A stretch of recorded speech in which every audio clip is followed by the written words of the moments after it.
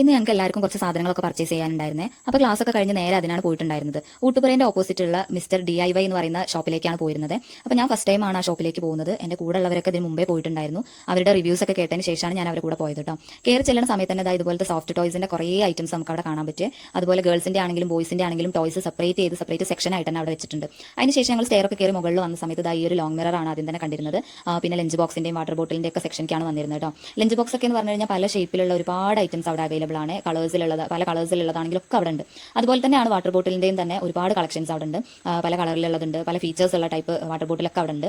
പിന്നെ ഓർഗനൈസേഴ്സിന്റെ കാര്യത്തിലാണ് പറയാനുള്ളത്. ഒരുപാട് ഓർഗനൈസേഴ്സ് ഉണ്ട്. എനിക്ക് ഇഷ്ടപ്പെട്ട ഒരു ഐറ്റാണ് ഓർഗനൈസേഴ്സ് എന്ന് പറയുന്നത്. അപ്പോൾ അതിന്റെ സെക്ഷനിലേക്ക് പോകുന്ന സമയത്താണെന്നുണ്ടെങ്കിലും ഭയങ്കര അട്രാക്റ്റീവ് ആയിട്ടുള്ള നമ്മുടെ ആവശ്യത്തിന് പറ്റിയിട്ടുള്ള പല ടൈപ്പ് ഓർഗനൈസേഴ്സ് അവിടെ ഉണ്ട്. പിന്നെ അതുപോലെ ടോയ്ലറ്റിലേക്കും ബാത്റൂമിലേക്കൊക്കെ ആവശ്യമായിട്ടുള്ള ആക്സസറീസ് ഒക്കെ അവിടെ ഉണ്ട് കേട്ടോ.